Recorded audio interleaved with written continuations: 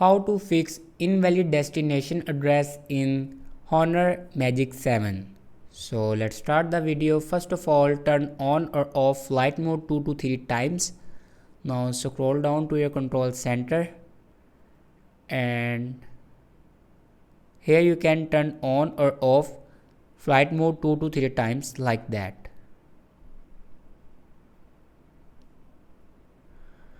After turning on or off flight mode, then open settings.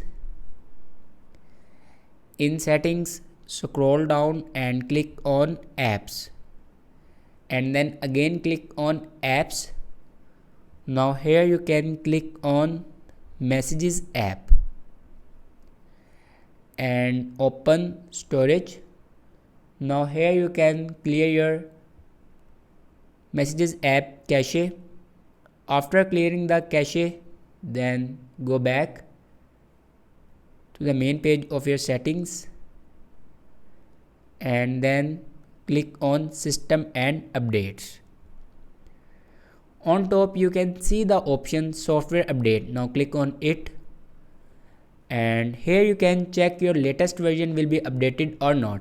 If it doesn't update the latest version, then update it to latest version. After that, your problem will be fixed. Thanks for watching this video.